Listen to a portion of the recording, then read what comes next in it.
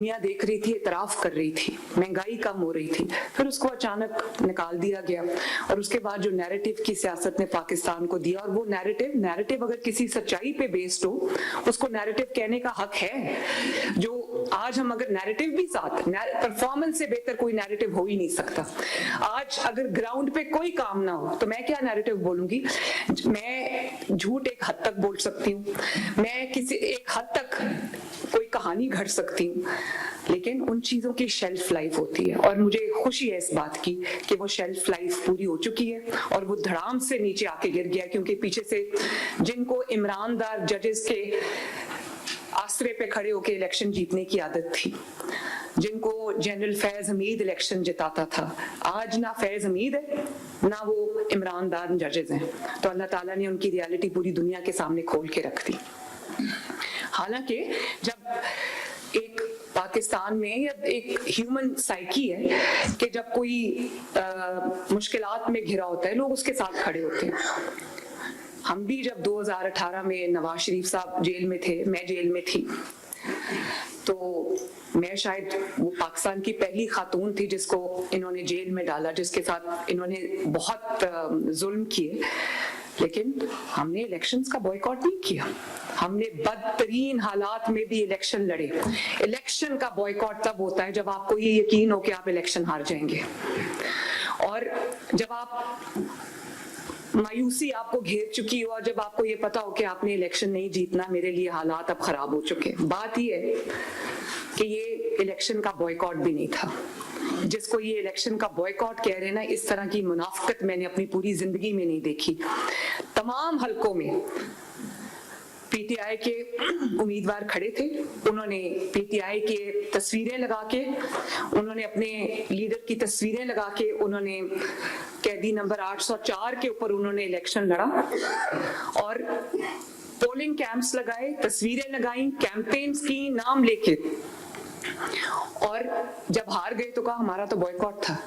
तो मैंने कभी इतनी मुनाफिकत नहीं देखी कि उसको ओपन रखा कि अगर बॉयकॉट जो है वो उसके बावजूद हम जीत गए तो हम कहेंगे बॉयकॉट के बावजूद जो है वो लोग इतनी बड़ी तादाद में निकल आए और उन्होंने वोट दे दिया, और अगर हम हार गए तो हम कहेंगे हमने तो बॉयकॉट किया हुआ था। जब आवाम का पॉपुलैरिटी की बहुत दावे करते थे ना कि हम बड़े पॉपुलर हैं, किधर गए वो पॉपुलैरिटी के दावे? पॉपुलैरिटी के आगे कोई नहीं खड़ा हो सकता। पॉपुलैरिटी जब होती है तो धांधली के बावजूद, आपको याद है 2018 में जब मैं जेल में थी, नवाज शरीफ साहब जेल में थे, इलेक्शन जीतने के लिए तब भी इनको आरटीएस बंद करना पड़ा था, 5 दिन रिजल्ट्स रोकने पड़े थे। हमने तो बॉयकॉट नहीं किया इलेक्शन में, हालांकि हमें नजर आ रहा था कि हमारे साथ क्या होने वाला है, लेकिन अवाम के ऊपर एतमाद होता है, अल्लाह ताला के ऊपर भरोसा होता है इंसान को। हर जो पॉलिटिकल पार्टीज हैं वो कई बार इलेक्शन जीतने के लिए नहीं लड़ती। पॉलिटिकल प्रोसेस से जो ऑप्ट आउट करता है वो पॉलिटिकल, भाई हमारे बड़े चले गए, जनरल फैज हमीद जेल चला गया और उमर अता बंदयाल साहब घर चले गए, ईमानदार जजेस घर चले गए, तो हमने अब इलेक्शन ही नहीं लड़ना। मुस्लिम लीग नून के ऊपर भी बहुत कठिन वक्त आया, बहुत बुरा वक्त आया। आप सब मेरे बुजुर्ग भी बैठे हुए हैं यहाँ पे, सब इसके गवाह हैं, बल्कि सब ने ये मुश्किलात अपने ऊपर झेली हुई हैं।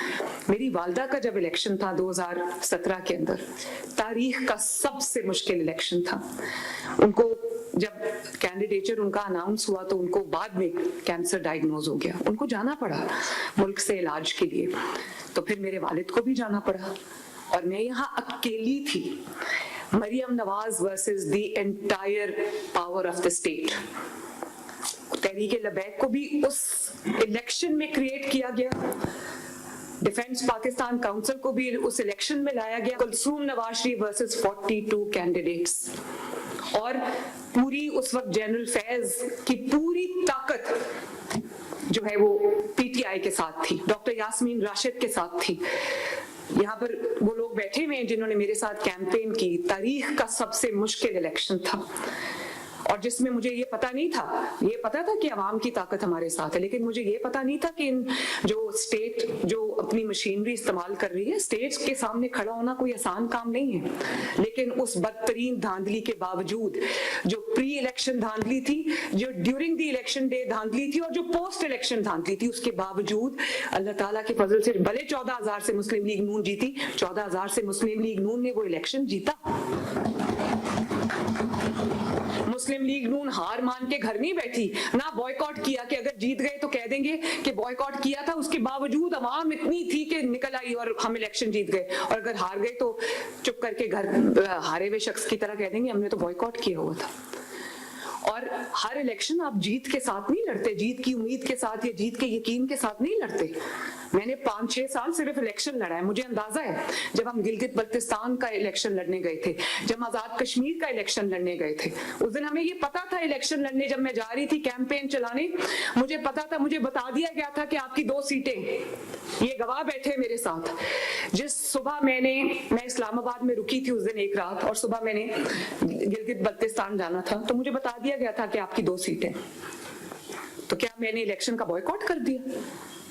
मैं इसलिए भी गई, मुझे पता था ये इलेक्शन हम हार चुके, एजेके का इलेक्शन मुझे पता था हम हार चुके हैं, क्योंकि हमें हराया हुआ था वो इलेक्शन, वो रिजल्ट्स इलेक्शन से पहले ही डिसाइडेड थे। लेकिन मैं गई, जीबी भी गई, गिलगित बल्तिस्तान, आजाद कश्मीर भी गई, और मैंने लोगों को ये बता दिया, वहां जो तारीख के सबसे बड़े जलसे थे उन 2 कैंपेन्स के दौरान थे, मुस्लिम लीग नून के और शेर के जलसे। लोगों को ये बता दिया, उनके लिए रिगिंग मुश्किल बना दी, जलसे करके लोगों को इकट्ठा करके रैली करके लोगों को बता दिया कि ये मुस्लिम लीग नून का इलेक्शन था, लेकिन ये मुस्लिम लीग नून से छीना गया। अगर मैं घर बैठ जाती तो वो तो उनकी रेगिंग वैलिडेट हो जाती, लोगों को ये पता चल जाता कि भाई ये तो हारे हुए हैं, तो मुनाफकत भी नहीं की। और इसी तरह आपको याद होगा जो 2000 जो डस्का का इलेक्शन था, वो कौन से सन में हुआ था? 2021 में वो इलेक्शन हुआ था। और आपको याद होगा कि वो जब धांधली होती है तो दुनिया देखती है, वो धांधली हुई, उन्होंने पूरे का पूरा प्रिजाइडिंग जो अमला था उसी को गायब कर दिया, इलेक्शन कमीशन को अगवा कर लिया उन्होंने, धुंध आ गई अचानक और पूरी रात धुंध छाई गई, सुबह 6 बजे जो है वो प्रिजाइडिंग ऑफिसर मुंह नीचे करके लाए जा रहे थे, तो वो हमें हरा दिया इन्होंने। उसी दिन जो है जी फायरिंग की, अमले को पूरी रात हमसे बेजा में रखा, और अगले दिन जब मुझे पता चला कि हमें हरा दिया गया तो मैं चली गई डस्का। मैंने गिव अप नहीं किया, उनके हलक में से वो इलेक्शन निकलवाया हमने और जीता अल्हम्दुलिल्लाह।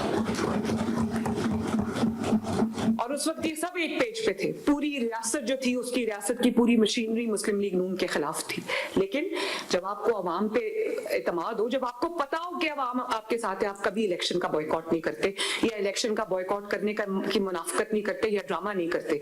इसी तरह आपको याद होगा वजीराबाद का जो इलेक्शन था, उसमें वो पीटीआई के लोग कंधों पे वोटिंग जो पूरे थैले थे वो उठा के भाग रहे थे, उनको पीछे से जाके पकड़ा था। तो ये इलेक्शंस इस तरह लड़े जाते हैं। धांधली हो भी तो धांधली, आप धांधली के बावजूद हार भी जाएं तो आप उनकी धांधली को एक्सपोज करते हैं। और ये क्या बात है कि पंजाब में बॉयकॉट था और खैबर पख्तूनख्वा में बॉयकॉट नहीं था? क्यों? खैबर पख्तूनख्वा में आपको यकीन था कि मशीनरी हमारी है, कि इलेक्शन कमीशन के जो अरकान हैं, जो हमारे प्रिजाइडिंग ऑफिसर्स हैं या जो हमारे पोलिंग एजेंट्स हैं वो हमारे हैं, डीसीज हमारे हैं, कमिश्नर्स हमारे हैं, पुलिस हमारी है, तो हम जीत जाएंगे। वहां बॉयकॉट नहीं किया, सिर्फ पंजाब में बॉयकॉट किया क्योंकि पता था वहां जीत जाएंगे। अल्लाह ताला ने वहां भी इबरतनाक शिकस्त भी गुजारी। उसकी वजह ये है कि लोग तंग आ चुके हैं, ये